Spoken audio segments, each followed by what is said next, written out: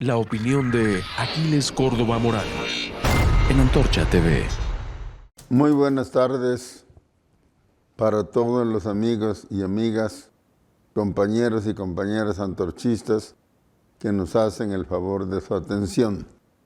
El 1 de diciembre, con motivo del tercer aniversario de su ascenso al poder, el presidente López Obrador dio una buena noticia a los trabajadores.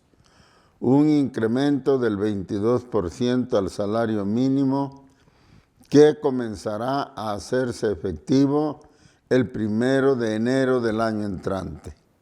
Con este incremento, el salario mínimo, que es hoy de 141.7 pesos, subirá a 172.87 pesos en todo el país, con excepción de los estados del norte, donde será mayor. No es discutible la importancia de incrementar el salario mínimo. Lo necesitan los obreros peor remunerados e incluso el comercio y la economía, muy golpeados por la pandemia de coronavirus, de la que aún no acabamos de salir. Es bien sabido que México es el país de América Latina donde los salarios son más bajos y las jornadas laborales más largas del mundo, y que estos salarios han venido perdiendo capacidad adquisitiva desde la década de los años 80 del siglo pasado. En todo este tiempo, el incremento del salario nunca fue superior a la inflación y frecuentemente fue menor, lo que condujo a la pérdida acumulada de su capacidad adquisitiva hasta alcanzar el 70% del total, con el consiguiente empobrecimiento de las familias obreras. Todo esto es cierto. Sin embargo, una vez más, como ya es costumbre, mala costumbre por cierto, el presidente volvió a exhibir su egocentrismo y a hacer un uso proselitista de los logros del gobierno que encabeza, sembrando en el público la idea de que a él y solo a él se debe la mejora salarial. Resaltan también las exageraciones sobre los beneficios de la medida y el manejo parcial de los datos y los hechos para esconder sus limitados efectos y la participación de otros factores y personas en el resultado final. Pero lo más grave quizá es el elogio que prodiga a la unidad de criterio de obreros y patrones y a la voluntad de acuerdo entre las partes para resolver sus diferencias mediante el diálogo y la conciliación, renunciando a huelgas, manifestaciones y protestas por parte de los trabajadores. Esto es anestesia pura para la clase obrera. Sobre el egocentrismo y las exageraciones, el proselitismo, etc., habla la información que reproduzco a continuación. El presidente olvidó en su discurso de aniversario mencionar que el aumento salarial que anunciaba fue originalmente una iniciativa lanzada por los patrones y no por él ni por su secretaria del Trabajo. El portal Televisa News dijo el 26 de noviembre, AMLO celebra propuesta de empresarios para aumentar 20% el salario mínimo en 2022. La nota lo cita textualmente en cursivas.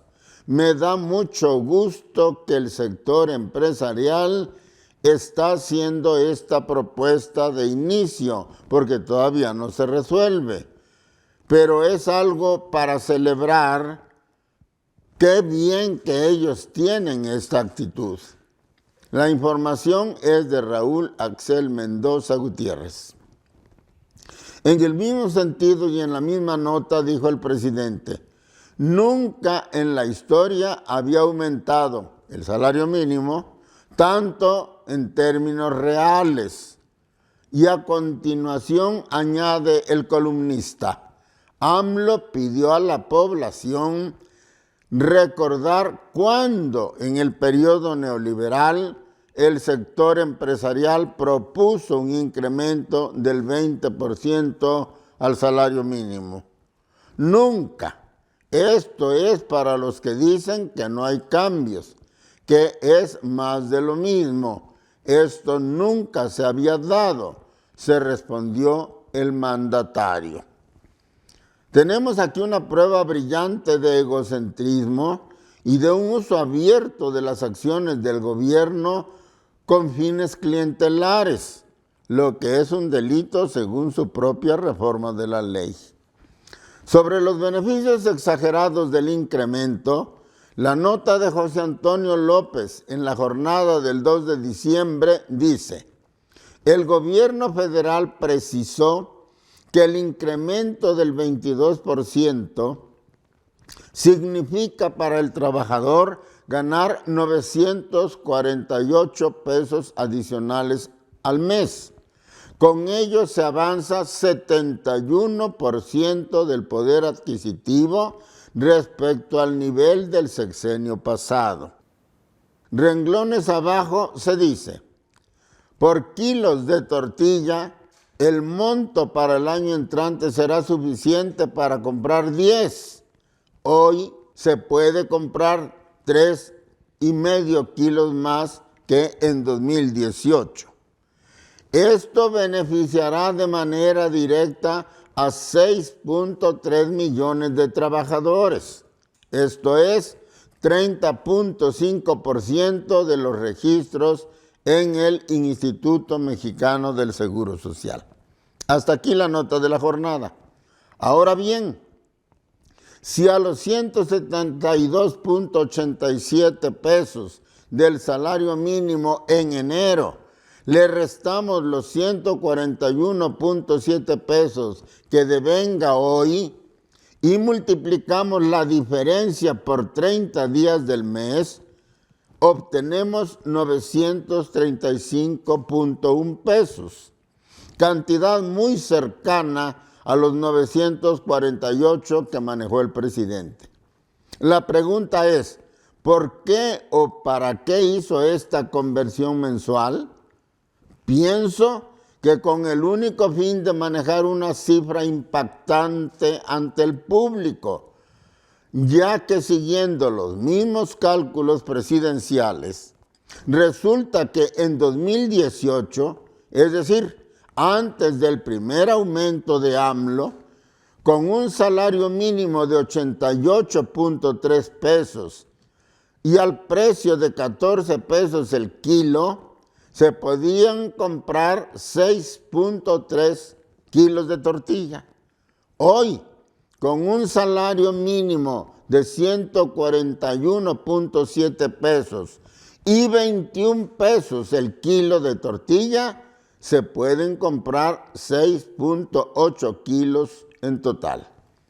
En términos de tortilla, pues, como dice el presidente, su primer aumento representó 500 gramos más de tortilla para las familias obreras. Con el nuevo salario de 172.87 pesos y suponiendo el mismo precio de 21 pesos, se podrán comprar 8.23 kilos de tortilla y no 10, como dijo AMLO. Esto significa apenas 2 kilos más de tortilla. Obviamente, no es para presumir ante nadie, y de ahí la necesidad de expresar el aumento en términos mensuales. En el cálculo anterior, hemos supuesto que el precio de la tortilla no subirá, pero esto no será así, según todos los indicios. Kilo de tortilla en Michoacán alcanza los 30 pesos antes de 2022.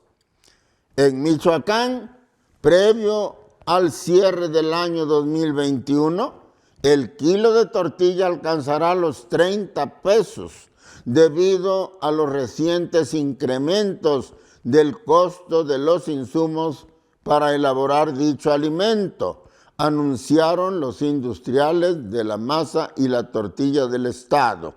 El Heraldo de México, 3 de diciembre. Por su parte, el diario Reforma publicó una lista de precios de los alimentos cuyas alzas han sido mayores. Tomate verde, 148%. Chile serrano, 137%. Chiles frescos, 62%. Aguacate, 45%. Cebolla, 44%. Jitomate, 35%. Nopales, 29%. Limón, 27%. Melón, 26%. Lechuga y col, 23%. Y naranja, 23%.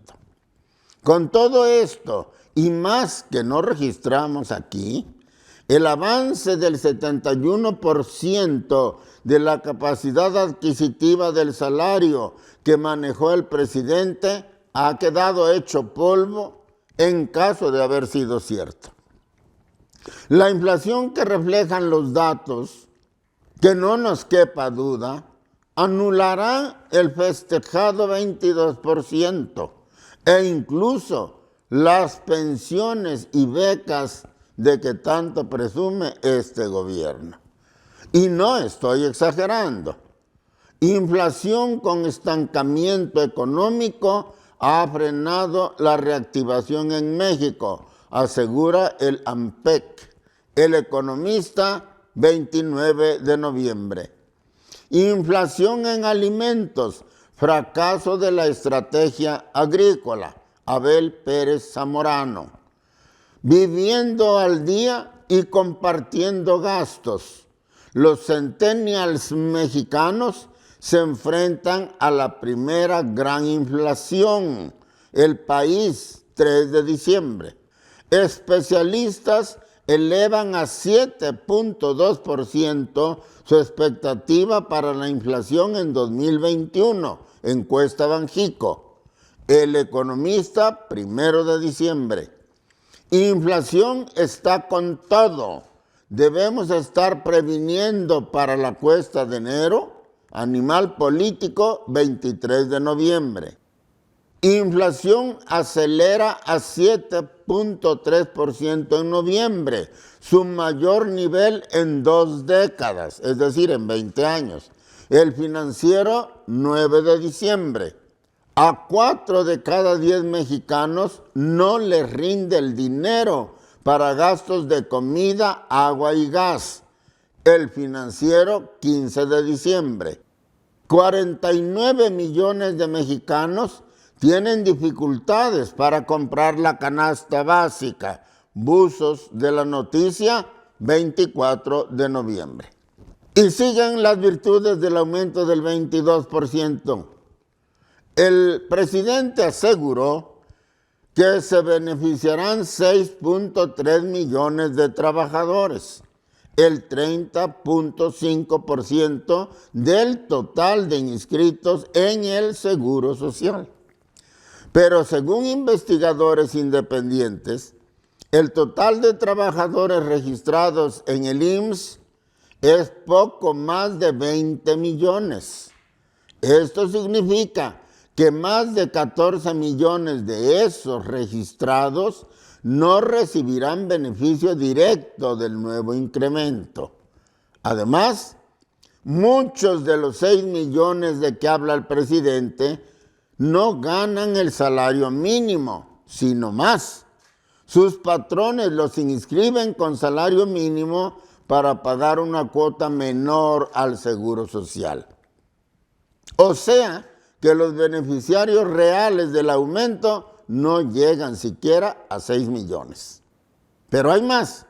La población económicamente activa, es decir, el número de personas en edad y disposición de trabajar, suman 60 millones en números redondos, de los cuales solo poco más de 20 millones están en el Seguro Social.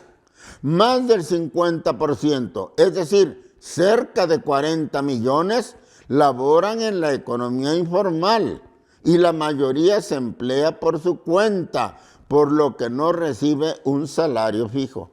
En total, pues, 54 millones de personas en un cálculo grueso no recibirán beneficio directo por el espectacular aumento de 22%.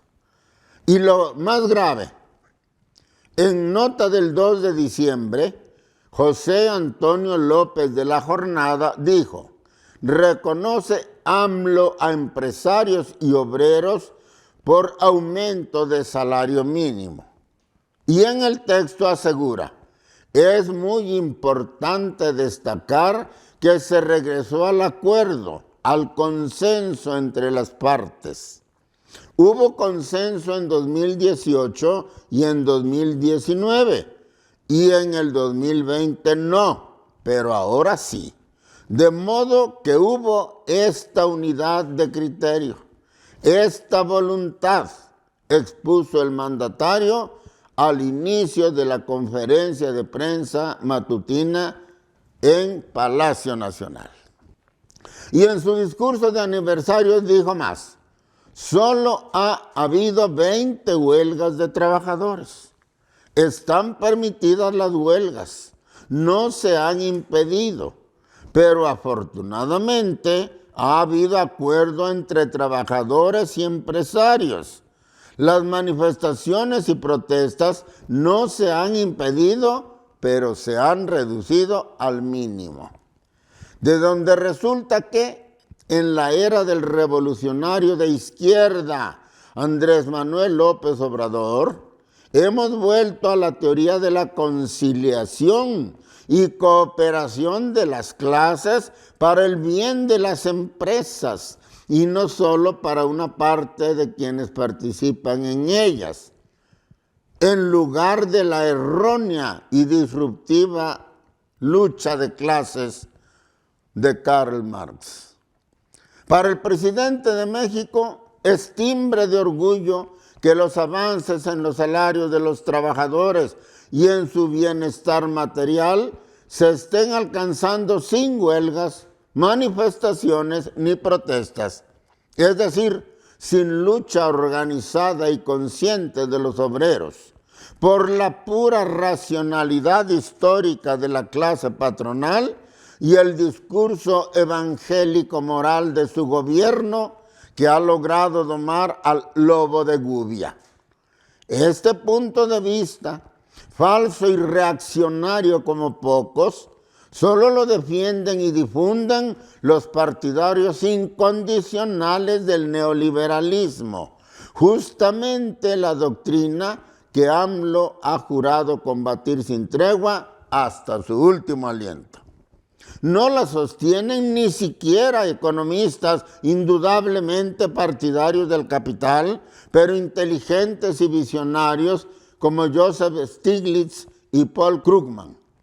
Para ellos, la mejora sustancial del nivel de vida de los trabajadores requiere de una política claramente orientada al mejor reparto de la renta nacional con intervención del Estado, movido por la presión de la lucha sistemática de los sindicatos obreros. De aquí resulta fundamental el sindicalismo democrático y combativo, no la conciliación de obreros y patrones. Stiglitz y Krugman están más a la izquierda que López Obrador. No nos dejemos engañar, compañeras y compañeros, amigos y amigas. La inflación tiene un origen global, mundial, es resultado de los graves trastornos sufridos por las cadenas productivas cuyos eslabones se hallan repartidos por todo el mundo en busca de los bajos salarios. En el transporte masivo de materias primas y mercancías elaboradas desde y hacia puntos demasiado lejanos entre sí. Y en el precio de los combustibles y el grave entorpecimiento de la producción mundial. En consecuencia, una débil oferta de productos terminados, que es lo que provoca la elevación de los precios en todo el mundo. México poco puede hacer para remediar la crisis, pero sí podemos aprovechar la lección que nos ofrece.